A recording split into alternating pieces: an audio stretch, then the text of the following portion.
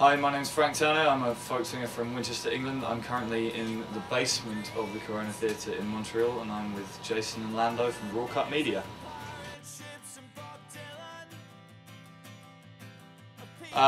Unfortunately, we were at the same college, but there was a lot of people at the college, and we were not bosom buddies. I didn't smoke weed with the guy or anything like that, unfortunately. I did once get in trouble. I'm something of a Republican in the English sense of the word, and I got in trouble once for putting up posters around the school which was advertising a march against the monarchy that had a big picture of a guillotine on it, and the headmaster called me into his office and said, "I support your right to free expression, but you're essentially advocating killing another pupil's grandmother." And I was like, yeah, alright, fair point. So I went around and took them all down again, because that's how much of an anarchist I was, man. But yeah, no, we didn't hang out, I'm afraid.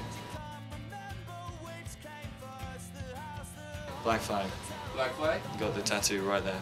Awesome. What did it for you? I don't know. I kind of got into punk rock. Like most people, through sort of Offspring, Green Day, NoFX kind of thing, and then kind of because I'd been into metal beforehand, I sort of had a suspicion that I should start listening to hardcore, and then didn't really know where to begin, and went out and bought myself a copy of First 4 Years. I remember putting it on, and just like, the first 4 tracks of that are just like the 4 best punk songs ever, pretty much, you know, I just remember having my face completely torn off, essentially. The attitude in it and all that, it's just unbelievable. So yeah, Black Flag for me all the way.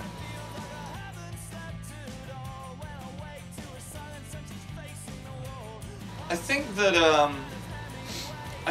when I'm doing what I do now, it's whether it's folk music or whatever you want to call it, I think I'm a lot more focused on like the song as a whole and as a sort of art form in itself. I think that when I was playing in hardcore bands, it was kind of like, you know, you'd have like a pile of cool riffs and you'd sort of bolt them together, and then eventually you'd have a song. Whereas, you know, I sort of think a lot more holistically about the whole thing now. You know, it's sort of which way it's going and how the whole thing's going to hang together as a whole. So, I mean, something along those lines.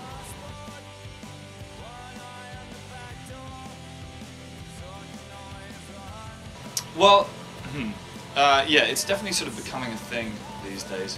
If I could just add, hopefully without sounding in any way bitter or jealous or anything like that, it was much less well-trodden path in 2005 than it is in 2011. Most of my friends thought I'd lost my mind when I told them what I was going to do after Million Dead broke up. But I don't know, you know, I mean, I kind of, on the one hand, I think that it's cool because I think that it's people, first time you hear Jawbreaker, it blows your mind, and then the 100th time you hear a band that sounds like Jawbreaker, it's kind of like, well, you know, I'll get over it.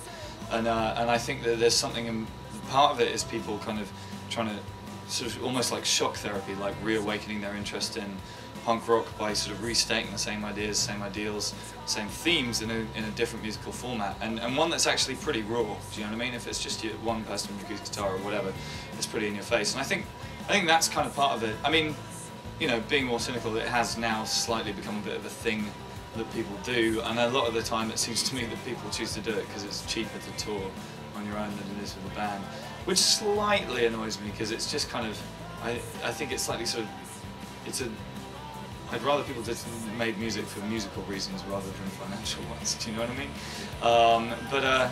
But it's not my place to criticise anybody else. It's interesting. There's been some great music coming along. I mean, certainly, you know, I'm friends with and a massive fan of stuff like Chuck Ragan, Tim Barry, all that kind of deal. Dave House as well. So, you know, there's some cool stuff going on. Oh, okay. That's a wrap.